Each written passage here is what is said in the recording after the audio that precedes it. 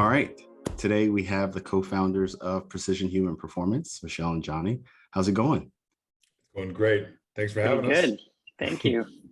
So excited to have you guys on. First, I'll just kind of talk about Precision Human Performance, or PHP. It's a gym here in Chicago. What I love about it is it's a blend of kind of science and fitness. So there's a science and kind of bioacademic aspect connected to just your regular old gym.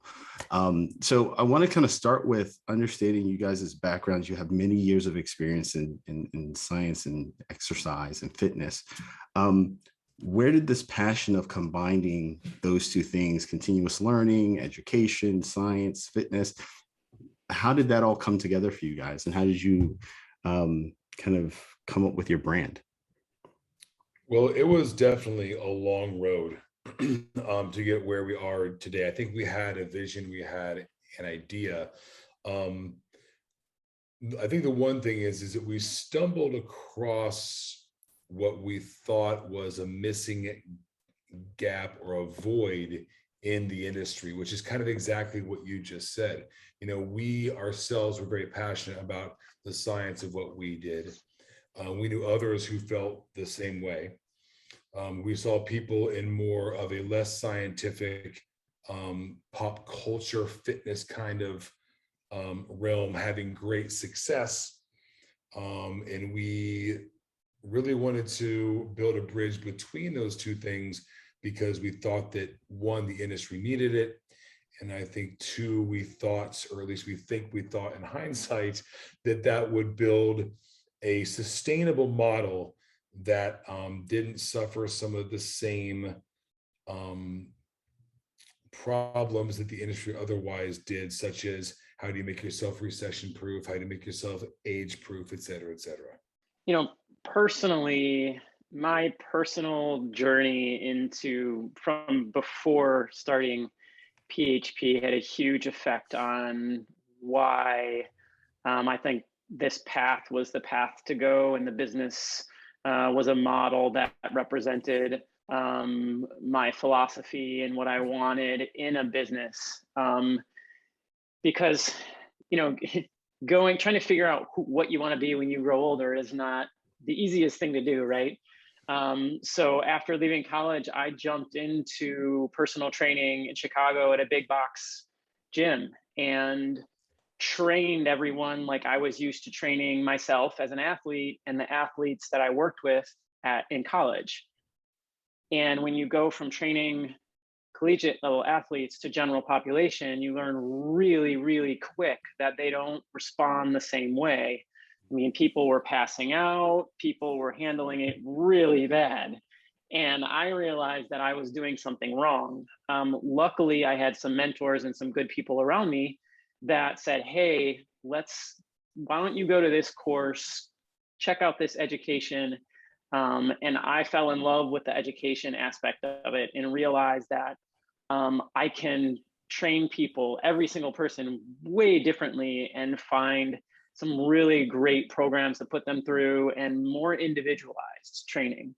So going through that whole journey, I want that for other trainers. I wanted that even more for myself. I wanted to be that mentor. I wanted to be that person that opened people's eyes up to different aspects of fitness and health, and then bring all those different experiences to clients as well.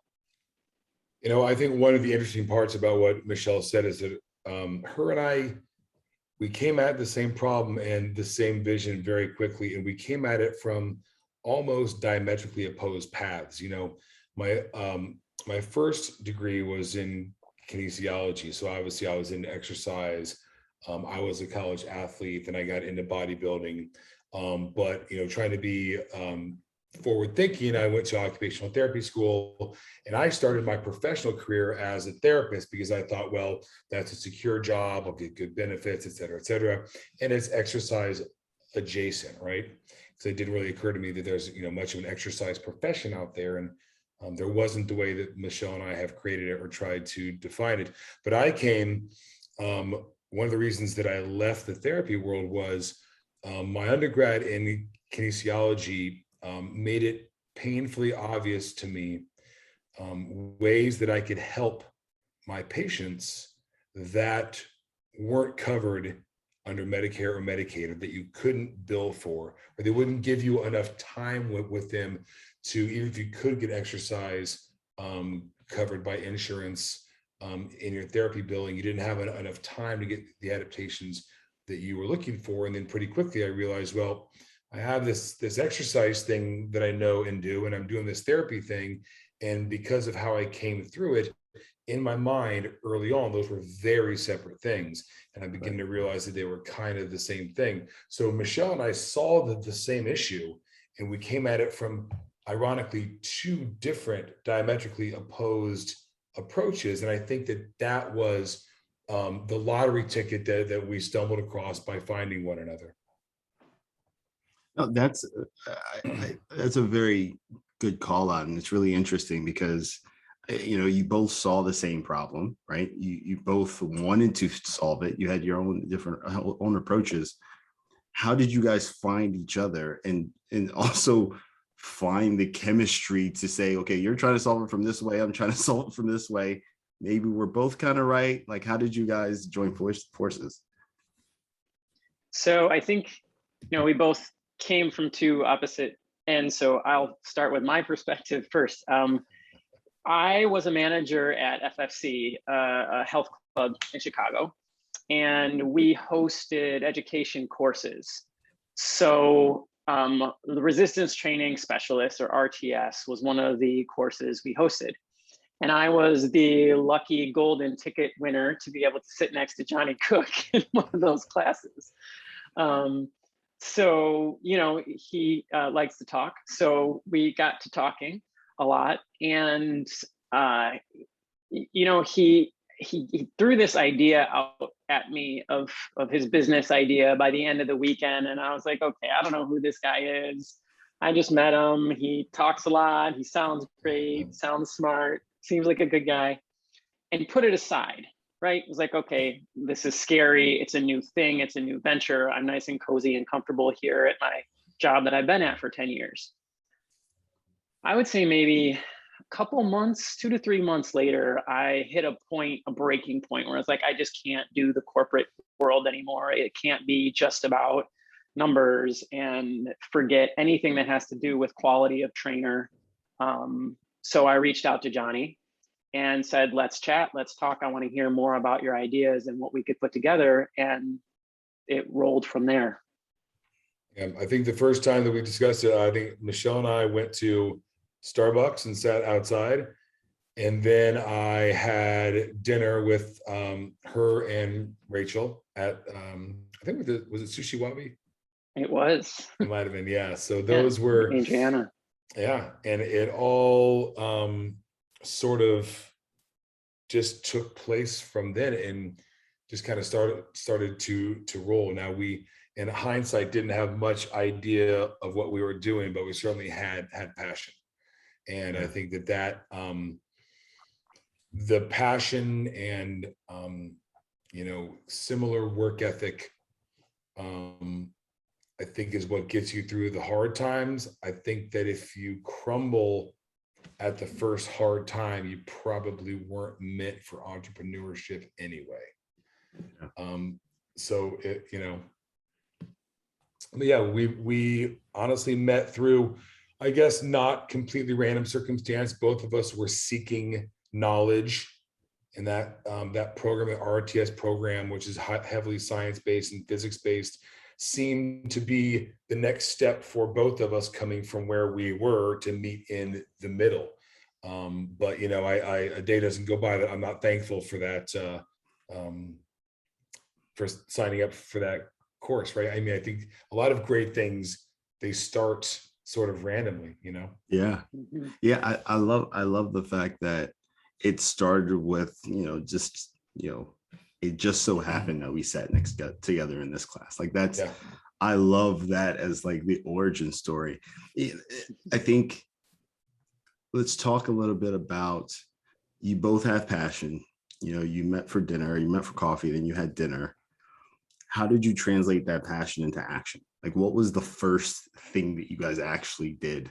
And then also, secondly, that first hurdle or challenge that came up, how did you address it? I mean, we might answer that differently. I think so. I had been working on for about a year and a half. I've been working on a business plan. I had a client at the time who, what he did was sort of write business plans, and relative to what we wanted to do initially, it was a relatively simple plan, but I wasn't all that well versed in it. So he helped me write that. So I had at least the preliminary piece of that together.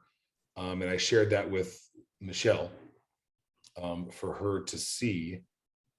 And so that was step one. And the first step we took together was went out and started to pound the pavement to look for real estate and to get funded, which is something her and I had never done before. And but combined, we had a pretty good list of places to start, people we knew who kind of worked in financial industries, who could, if they themselves weren't looking to make investments, they could point us in the right direction. So, we both came from really good situations to know some people to begin that, because that's a very hard, scary thing to go if you're not from a business background, to Right. go and ask people for money and say, hey, I have this idea. Here's a paper about it. Can I have some money? And I plan to pay you back, but. Mm-hmm. And I hadn't been looking at this for a year and a half. So he sent it to me, and I swear it was probably a week after that. It's like, okay, let's go look for places. And I'm like, oh my God, I don't know what's happening. Well, I knew I was going to have to give a shove, because I had been prepping this, and I had a real estate agent, and I had been, honestly, for me, from my perspective, the missing piece was Michelle. Everything else was sort of already set into motion. But I needed someone else with me to, to keep me at my best, to help bring things to the business that I couldn't. So I had been searching for someone, and I remember sitting next to Michelle, and I remember going home and talking to my wife and be like, I think this girl has an obsessive work ethic. Yes. And I think that's what I need, so I don't slack, right? So I think you look for characteristics in your teammate that sort of fill in where you think that you might have some deficits. I think that I'm probably a little more swing for the fences, figure it out as we go, things will be okay guy, and Michelle's much more measured in her decisions, which sometimes comes out in the relationship, but I think it's great because it tempers both of us. It's a good balance, because I like to sit on things, weigh all the options, look at all the possible scenarios, and he's like, all right, let's just do this. And some things we pull back, some things we go all out with, and so far it's worked pretty good. And we've both been right and both been wrong, right? Mm-hmm. So, and I think that's a big thing about a good partnership is if you go with the decision that maybe is one, maybe Michelle goes along with the decision that I was like, well, let's just push it through and see. And if that decision was wrong, I think that still taking on ownership of that as a collective decision is something that is missing from a lot of partnerships. And I think it's a really important thing. Michelle, I have a question. So you're hearing this idea from Johnny, right? You're very measured, you're very calculated. You also have this frustration with the corporate environment bubbling up. How did you come to terms with the anxiety and the risk that came with, okay, I'm going to go into business with this person? How did, were there ever moments where you felt like, is he just a natural born salesman? I think she might still wonder that on some days. Right.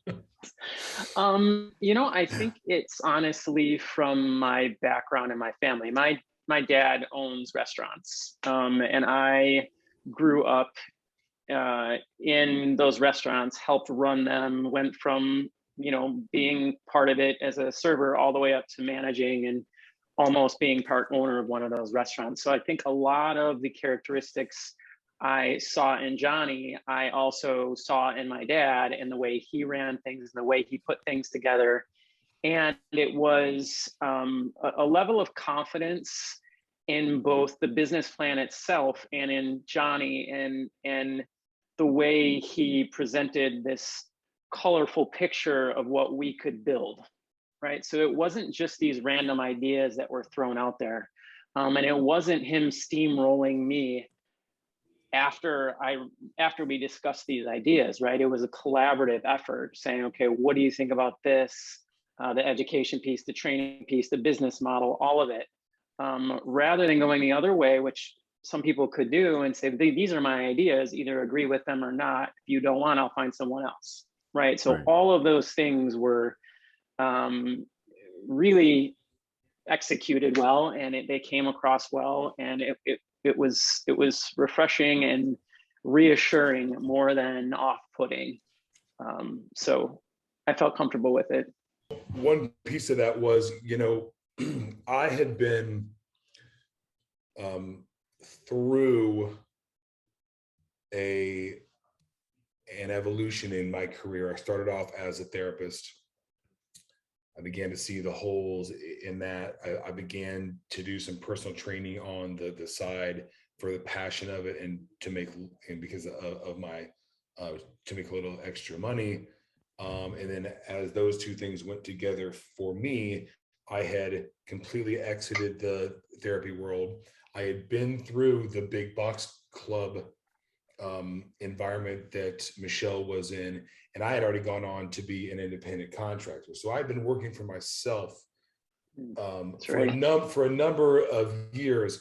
And I think that was helpful for us, because one thing that Michelle is incredible at doing when we bring people on is she has an amazing way of explaining to them and making them feel confident with a transition of going from what people in a big box club presume is a target or a revolving door of new clients to have. It doesn't really work out as well as they think. But I think the question is, where am I going to get my clients?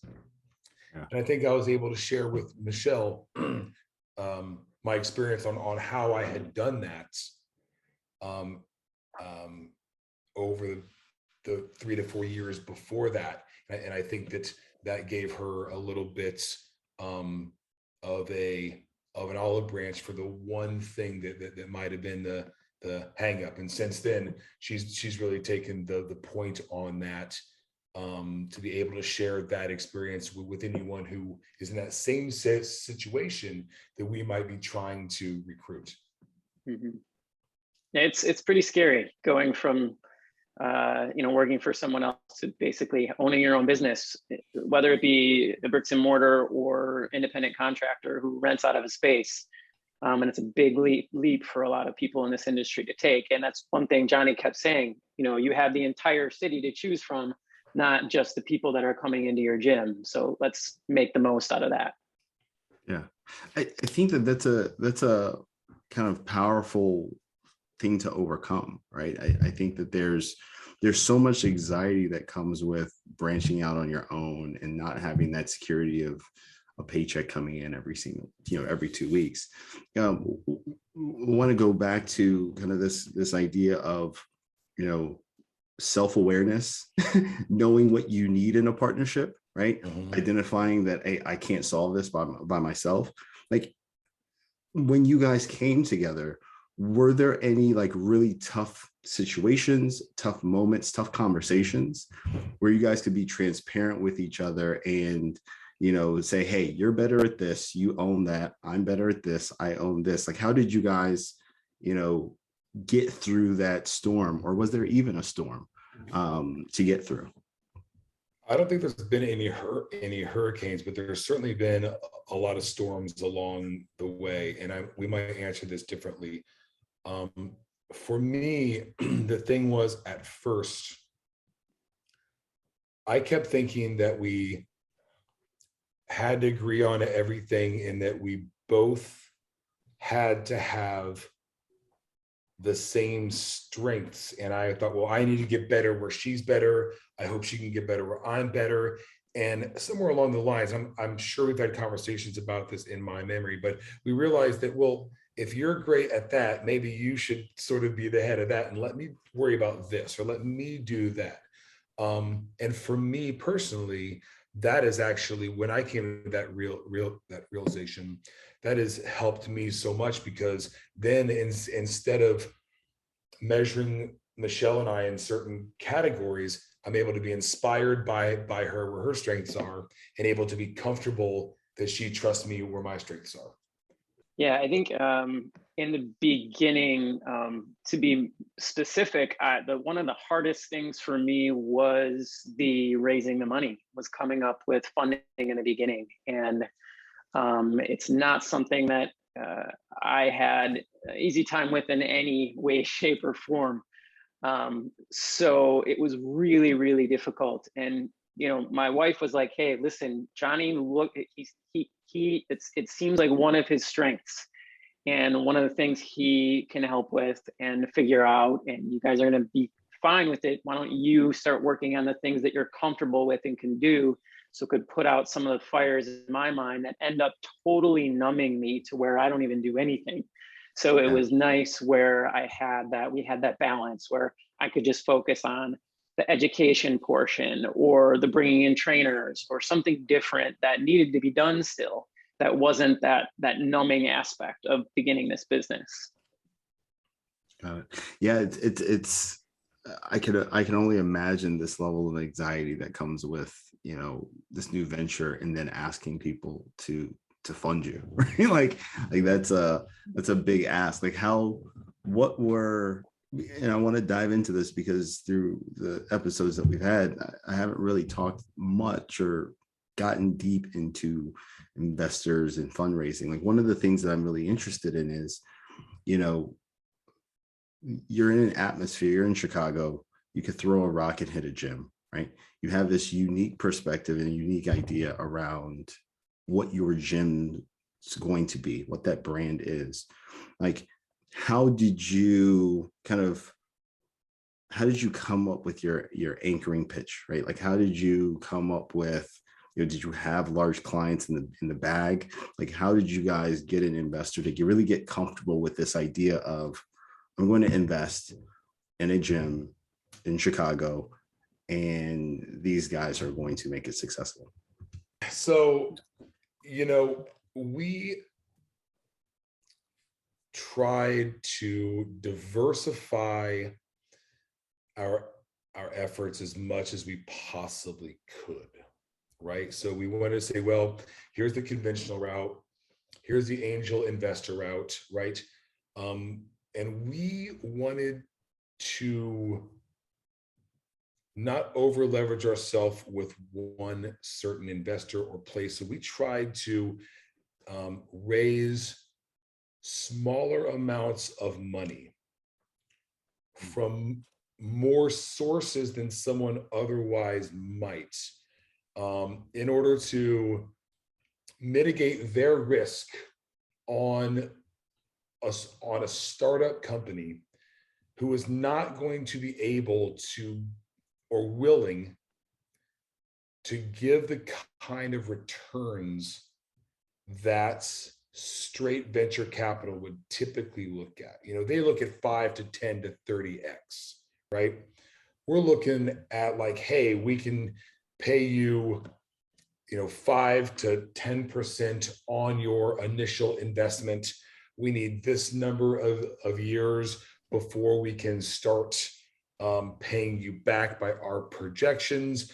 Our promise to you is we have skin in the game, and we won't allow ourselves to take one single dividend if investors aren't also being made whole. So we had to do that through some personal relationships, which a lot of people think is an easier route. I find it a more difficult route because if you start a business and you're just operating with money from a bank, right? And things go south and you got to reboot or start over, or you can't get the money on the right schedule what it's supposed to be. Well, I'm not personally and emotionally attached to JP Morgan Chase, but I am to a client who's a financial investor who became an angel investor for us. That almost has more skin in the game, and for me, and I think for Michelle also, made paying those debts, the weight of them, more heavy than if it was going through one source or only venture capitalists who might be willing to take a risk on like a micro startup. Right. Michelle, thoughts? So, yeah, we leveraged everywhere we possibly could. I think, the both of us have been very fortunate throughout the time that we've been trainers to meet some really great individuals and people who trust us as individuals, as trainers, as friends, as almost family members. And I think that says a lot about the two of us and about the people that we attract, because a lot of the funding came from clients. Some of it came from family. Some of it came from banks that were associated or affiliated with clients. So that was just, it was huge. And I think it's important that relationships are built from the beginning. And the two of us do that well, instead of seeing someone outright and wondering if they do anything for us, and if not, pushing them away, right? We build relationships as much as possible, whether it be to help someone else or to help ourselves down the road. Yeah. Yeah. The power of relationships is a recurring theme that keeps coming up. And I think that's kind of one of the biggest things that new entrepreneurs need to learn and understand, right? Like I always tell people I used to live in DC, and DC is a great town, great to start your career, because it's very much, hey, nice to meet you at a bar. What do you do? It's a networking city. It can be exhausting, but some of those relationships and those interactions and encounters turn into lifelong friendships, lifelong relationships. You never know where it comes from. And it's not that you're meeting a person only to get something from them, but I have a belief that if everything is taken away in life, the only thing you have left are relationships. And I think that is incredibly powerful. Yeah, and your own moral compass about the decisions that you made and how you've treated those relationships and things you've done, right? The internal monologue, exactly. I feel is something that's very important to entrepreneurship, because if you do things that start to erode at your own ethics out of desperation, then things are going to crumble at some point, no matter what. Yeah. No, I love that concept of internal monologue. I'm gonna there's a whole article that's gonna come out about that one. Oh, good. So all right, so Michelle, Johnny came from a couple entrepreneurial type endeavors. Did you have, kind of starting this business, were there any misconceptions you had about what entrepreneurship was, that you realized after starting the business? Yes and no. I mean, I always, as a trainer,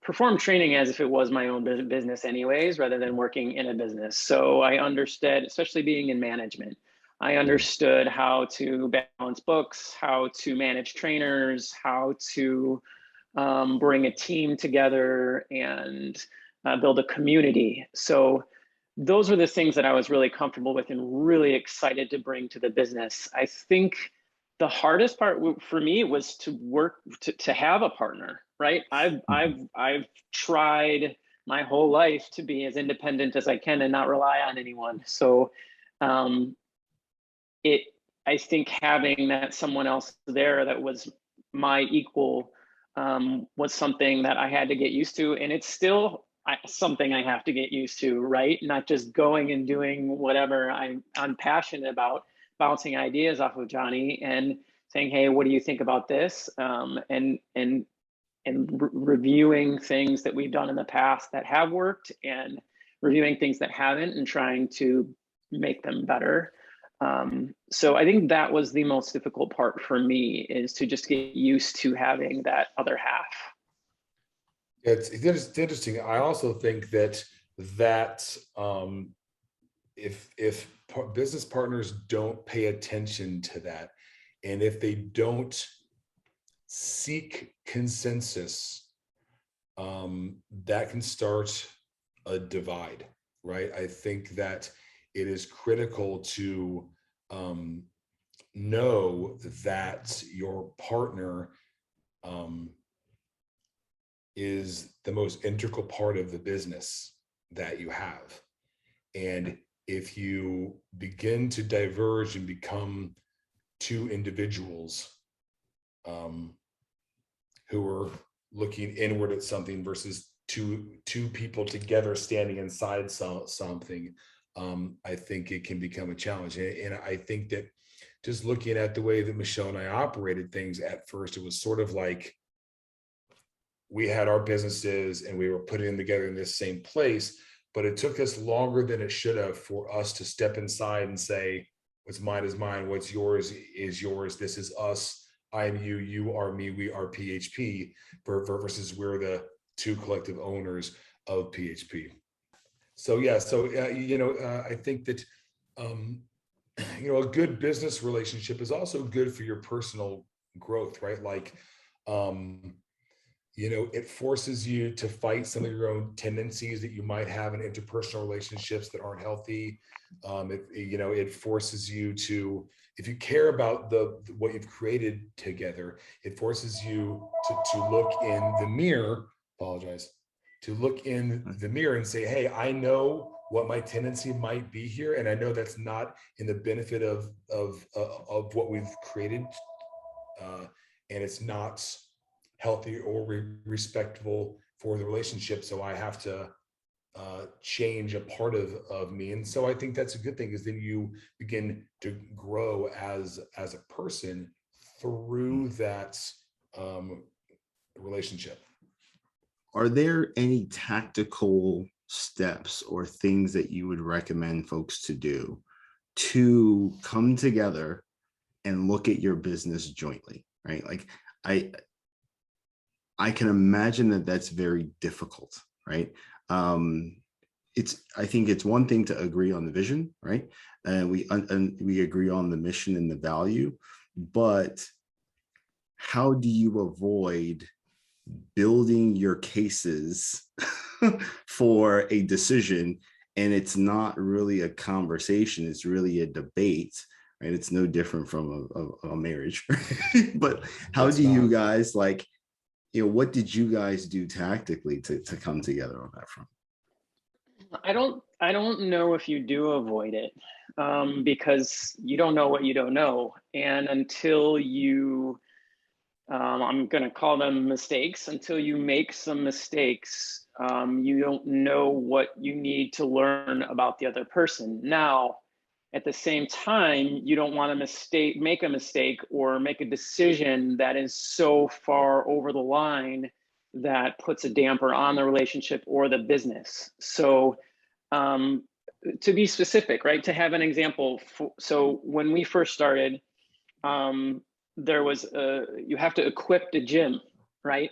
So in order to equip a gym, you have to decide on what equipment to bring in. And I am crazy about equipment. Like, I will have the entire gym filled with equipment, and it was just bring it in. And, Johnny is, he a little bit different. He would rather have a few pieces that fit everyone and work well with everyone. And I think at the time, it was just, okay, go ahead, let her do what she wants to do. It's going to work. Let's make it all work. But then I realized that that probably wasn't the best thing to do, and we had to sell some things off and make the gym more workable and a better environment for everyone, rather than having all of this equipment in there. So just things like that, where it didn't ruin anything, it didn't change our relationship. It was just something that helped us grow, knowing what the situation was and what needed to be done rather than what was done. Yeah, I think there's two important pieces to answer that question, and Michelle's answers kind of made me think of it. One is trust, right? You have to trust your partner, that even when you disagree, right, that you trust that they have the best interest of you in mind, the best interest of the company in mind, and that there's value to what they're saying, even if it isn't what you want, or even if you see it differently, right? You're talking about 5% difference, not 100% difference, right? And the other one is, I think that what we learned is never act unilaterally. You know, you don't make a decision that impacts what you have together without running it by your partner. And it's not just for their permission. If you balance things right, it's because you want them to challenge your idea, or you want them to support your idea, or you want them to think about it differently. So, you mentioned earlier about the storms, or I forget how you mentioned it, about when you have to come down and have these debates. I think if you trust your partner, those debates are important. Number one, there can be concurrent truths where both people have a point and they're right. And I think if you go back and forth on it, and your intent is to honestly figure out what the right move is, not to win the debate, then that changes what a debate is. And then it's just like, it's a great challenge to either slightly adjust your position, or to trust your position more. And I think that if the relationship is healthy, that's an experience that you're actually taking together, because no one's trying to win just to be right. They want the other person to understand why they think we need to do this, or why we think we shouldn't do it. But you got to enter the conversation really open to them maybe being more right than you are, or sometimes even if you think they are wrong, like Michelle's example with the equipment, right? We did some things I really didn't want to do, but I trust her, and I thought, well, she could be right, and I can be right. So you gotta, and if it turns out to be wrong, I would never allow myself to have any pride about me being like, I don't know, Michelle, and then it being wrong. Like, I don't celebrate that. I'm like, all right, shit, are you okay? What do we do? Let's get it fixed. Right. And that's the important part. If it becomes like prideful in any way, you've got partnership problems. And you have to come back to the collaborative vision of what the company is based on and where you want it to be in the end. Like choosing trainers, keeping our quality control as one of the main values, and that build this business and make it what it is. And if we don't keep coming back to that same vision, I think things can go a little astray. Yeah, absolutely. No, I kind of love this concept of, seek understanding, not victory, right? There's and I think about this in my own marriage. It's like every conversation is, I just want to understand you more, right? Yeah. Like no matter what we talk about, whatever the issue is, I just want to walk out with a better understanding. And I think what I'm hearing from you guys is, I just want to understand the brilliance that you're trying to bring to this problem, right? I might not understand it. I might not agree with it, but because I trust you and I believe in you, I just want to understand your process and your thinking towards this. I think that's a great way to build a partnership for a business, honestly. There's a statement. I'm a little bit, the way my mind works is I kind of have this like personal constitution, and I try to remember that and operate all things off of that, where the principle of what I should do is more important than the preference, right? So there's a statement, I actually used it. I gave a best man speech about a year and a half ago for my best friend's wedding. And it's a statement that I believe my father used to use with me at some point when I was going through something with a personal relationship, and it stuck with me. And I use it with Michelle, and I use it with my wife at home. I even use it with my kids. And that statement is, choose resolution over righteousness. So what's the goal in having the debate or the argument, right? On the other side of it, what you want? If you don't want resolution, then you're going to end up with a problem. And if that resolution has to come without righteousness, then great. Even when you're right, it's not righteousness you're looking for. The common goal has to be resolution. That's one of my kind of like constitutional go-tos. I love it. I love it. So we talked about, I think we've done a really good job of contextualizing kind of the partnership and some of the kind of detailed tactical steps that go into building a strong partnership. Kind of, let's go a little bit macro, right? Let's talk about, what does success look like for you guys? I'll frame it this way. What does Tuesday 5 years from now, what does PHP look like? We might give the same answer. Michelle, you go first. Sitting on a beach, reading a book, and, and having PHP running smoothly. I mean, that's kind of the end goal, right? But I think, keeping the quality of our company, keeping the core of our company being what it is, and having, if that means other locations, then it's other locations. But I think building a brand that is reproducible and having it not just in Chicago, but somewhere else in the US, and having it run just as smoothly as Chicago does.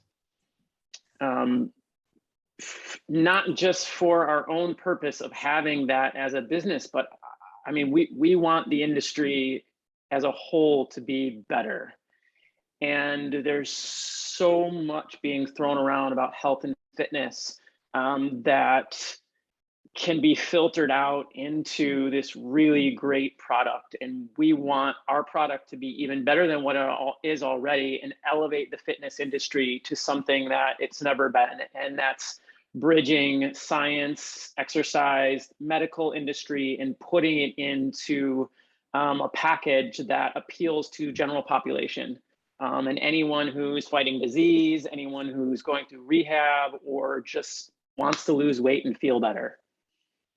So, both a message, a brand, and a facility.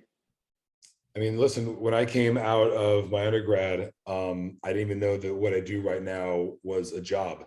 And then when I found out it was a job, it was something that people did as almost gig work, right? Like, oh, I'm gonna train some people while I try to be an actor, or I'm gonna do it for a couple of years, and then I burn out, right? So one of the things that Michelle and I have talked a lot about, but that was really important to me, and that I think we're trying to do, that I would like to see in 5 years, us have doubled or even tripled the number of people that we can provide a lifelong career for, not just a short-term job. I want to have people know that this is something, if done the way that we're trying to get you to do it, that is age-proof, that is recession proof, that will provide you with a lucrative career, doing something you love, to build a life, having a home, a family, retirement, vacations. It can all be done doing something that you love.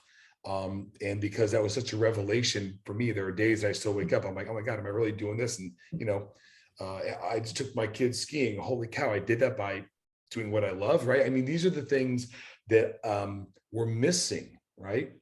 Yeah. People were being like driven into the ground. People who were personal trainers were like burnout commodities, which, Michelle can tell you about in the big box experience. And I think that I want people to, through our influence, think of being an exercise professional the way they would be a teacher, a dentist, a physical therapist, things like that, a nurse, right? And I'd like to be on the forefront of changing that and giving that gift to as many people as we can. I love it. And I love that both of your passions or visions for PHP is centered around, helping others, helping the industry, right? That's why I call it the Be Helpful podcast. Like, I really believe that at the core of it, we're just trying to help other people, right? We're trying to provide some value to the world that we think that we can help improve a problem. And I just love that, you guys are both responding in ways that it's like, hey, I think the industry can be changed. And I think we can also change the life of the people that work within the industry, and i.e. my company. So no, that's very inspiring. I commend you for that. I'm excited to see what PHP looks like in 5 years. I think there's something too to when you're doing something that you find of value to help others, be it through giving people a career, be it helping your clients one-on-one. There's something about doing that reduces any negative feelings or lack of value or guilt or even meaningless of the financial success that you can have doing it, right? I feel like financial success tied to something that doesn't mean anything to you or the world can be fun. I don't know, it can be meaningful, or that you ever feel a total lack of ownership and be okay with it otherwise. Yeah, it's not as fulfilling, for sure. Absolutely. So let's, I like to ask this question, and I'll ask you guys shortly. What's a question you should ask the next guest, right? And one of the questions that my last guest asked was, if you had to shut down tomorrow, right, and you couldn't reopen your business, so you couldn't do what you do, what would you do? What would be the thing, the new passion that you pursued, if it wasn't exercise? Not related to exercise whatsoever. So I couldn't just say, well, Michelle and I would open a tiny spot and just work together. It'd have to be a different industry completely. Yeah, you're correct. Okay. You can work together, but you cannot open another exercise, wellness, fitness shop. Or said differently, what's something you do in your free time? Because that was another question that a guest asked me to ask. Maybe this is too close to what we currently do, but teaching is my other passion. Teaching, I teach at a college, well, taking a break from that, but yeah, teaching college students, because that puts me right in the system, and again, allows me the access to try to open minds and show them, educate them, give them information on what could be in this industry. But if it couldn't be anything like that, I don't know, I would have to say something with animals, because that's my other passion. Having 6 cats is just the beginning. Yeah, I think I would go back to school, and Right. I would go into medicine of some kind. It could be something as quick pace as getting into nursing. You know, before I went on to therapy school, I had applied to nursing school. Also, I wanted to either become a nurse practitioner, or my original thought was I wanted to be a trauma nurse on the helicopters. Right. Oh, wow. Yeah, that was, so I was choosing between therapy and nursing, and um, so that was always a passion of mine that might have been maybe unrealized. So in a different world or different life, I think I would pursue that. However, if I were closer to retirement, I'd probably just go ahead and go into my retirement career, which is I'm going to pursue. There's a program I can actually start doing up here in the Midwest that I've been eyeballing. I want to become a ski instructor for blind skiers. That's interesting. I Yeah. love that your passions are like super specific. Well, I obsess about things. So yeah, but you know, like skiing is sort of you know, for me, my whole life has been sort of my passion, right? Mhm. And past couple of years, I've been thinking about the past 5 years. I've seen it, you know, we go out west and ski, and I see it going on. And I know for me, how alive I feel and the exhilaration that I feel challenging myself on a mountain, and the pure joy and being just, it's, you're living in that moment, right? And to me, that's it's an intoxicating thing, and I can't think of many things more noble than being able to give that to someone who could never otherwise experience that through their own efforts. Yeah. Yeah. What talking a little bit about the business and combining it with some of your passions, I feel as though it's hard for entrepreneurs to disconnect from their business and not kind of obsess about the business in general. Um, what roles within your business today are you guys trying to work yourselves out of so that you have more time to do other things and step away? I think this is something we've been working on for a long time. It's an easy one. Training, you know, as entrepreneurs, you have multiple roles. You are an owner, you are a manager, you are the technician, you are the trainer, right? So we started off as building this business as trainers, right? And our mindset was trainer, trainer, trainer, and shifted into more of ownership and management. And I think we're both at a place where we want it to be mainly the ownership, the management, and less as the technician and trainer. Yeah, it would definitely, I mean, I enjoy every hour that I spend with my clients, because it brings me satisfaction to help them and to make progress, and to be good at what I do is a nice feeling. It would be nice to someday be able to train specifically for the joy of it, and not out of the necessity of it for the survival of myself and for our business. Yeah. If that became just icing on the cake and not so much the bulk of the business, I think that would be wonderful. Yeah. Yeah. Awesome. All right. I'm going to do some speed round concluding questions, and you know, feel free to. First of all, I have okay. Yeah.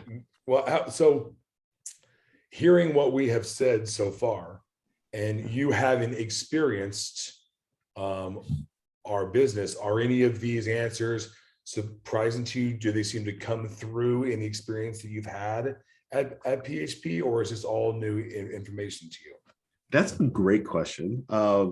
It has come through, honestly. I think the only thing that I would say that hasn't come through is the desire to not train, right? Because it does look like you guys truly enjoy that. I'm not saying that you're suggesting you don't, but I would have never thought that, oh, you know, you're working yourself out of that aspect of the job. But everything about the business comes through in terms of there's a culture that comes through that's not like a lot of gyms. You know, I've this is the first time me getting a trainer. And so I've been a member of gyms before and thought about getting training before. And there's always that kind of icky, annoying feeling that you have where you're just like, come on, man, I don't, you know, the cost isn't worth it. I'm not really feeling you. Like, you know, there's a lot of stuff going on, but every time I'm in the gym, or ever since I walked in, I've always felt welcome. There's always been kind of this fun environment. It's educational. I would say that I've learned so much more about my fitness, my body, kind of the exercises that I'm doing than I ever have before. And so I think it's a tribute to the work that you guys have done, the culture.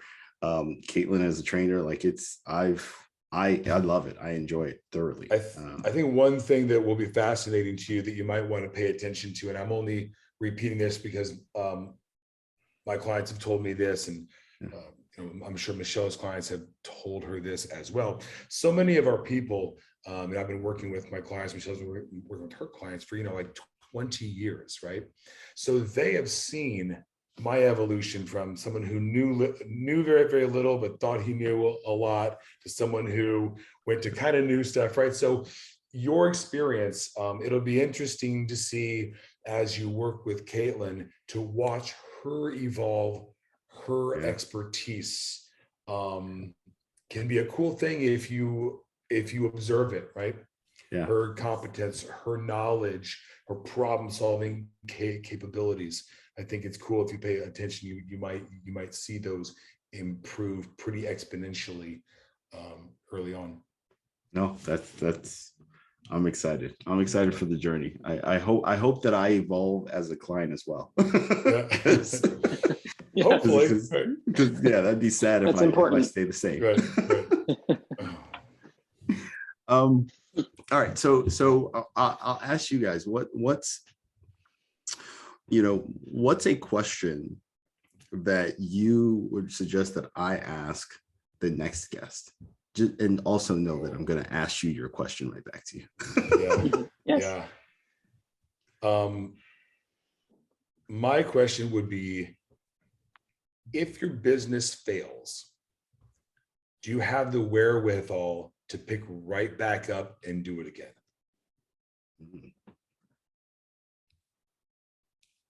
Michelle, your question? I think I would like to know their secret to work-life balance. If they have one. So since it's the three of us, I'm actually going to let Michelle answer Johnny's question, and Johnny, you got to answer Michelle's question. So if the business fails, could we pick it back up again? I am a person who will work morning, noon, and night to succeed at anything I set my mind to. So without a doubt, yes. Okay. From the resources that I have to the resources I would gain in that process. So I would say yes. Now, to be fair, I mean, I knew that answer as soon as you asked it to her. That's how her and I have ended up here. Good. How do I find work-life balance? It was a challenge for me for a long time. I feel I've gotten better at it. I think one thing that I do is I fight myself to force myself to do things that are separated from the business without compromise. So because it never fails. Every time I'm going to take a trip, every time anything I'm going to do, I fight myself on it until the second I am there or the second I leave, right? So the way I do it is I commit to something, and I've made myself comfortable with the process of debating that voice in my head that tells me, nope, you got to work, nope, you got to work, nope, you got to work, nope, you got to work. So I've learned to tame that by forcing myself to do it. And then once I have arrived, or once I've gotten to the other side of that hesitancy, I'm happy, and I get burned out less. And the experience of doing that over and over, by forcing myself to do something that separates me emotionally, mentally from the business for a little break, that experience has reinforced that behavior, and that's how I have found it. Awesome. No, I love it. Yeah, work-life balance is such a interesting topic, and it actually comes up very often in my conversations. And you know, I've landed on this. It's not a balance. It's a integration, right? At the end of the day, I'm one person, right? So when I'm thinking about work, let me think about work, but focus on the energy that I'm gaining and I'm losing, right? If at a certain point my tank is just being, drained by what I'm doing, it might be a sign that I'm doing the wrong thing, right? And so I get energy from family, I get energy from my hobbies, I get energy from work. And if at any time, one of those things aren't giving me that amount of energy, I know that I need to redistribute the time allocation. And that's kind of how I've trained myself to like you said, deal with that internal dialogue. I try to not make myself feel guilty about not spending time with my wife, not working some more. I just think about, okay, well, maybe I need to spend a little bit more time here and there. And maybe if I find something small, even if it's like, in the middle of the day, I, go on Google and watch a 5-minute YouTube video, just because it gives me a little bit of an energy boost to then get back to some of the other stuff that I need. It's a monitoring of my energy, I think, is what I end up doing. Yeah, I like that. Well, I'll tell you also too, it doesn't hurt to have a good partnership. I think that neither Michelle or I would have or would ever give each other any resistance to going and taking care of yourself and taking well-timed, well-deserved time off. I think that she knows and I know that when we need that the other person will pick up whatever slack needs to be picked up. If Michelle's like, hey, I'm leaving, I'm like, great, I got it, go. Yeah. And I think that helps. Yeah. I would like her to go a little more than she does. Get out of here. But that's a different discussion. Yeah, I got problems. Addictions, work addictions. Yeah. It's hard when you're a workaholic. Thank you guys. That's helpful. I appreciate it. This was awesome. This was an incredible conversation. Thank you so much. Yeah, thanks for having us. You're welcome. I'm honored to be on.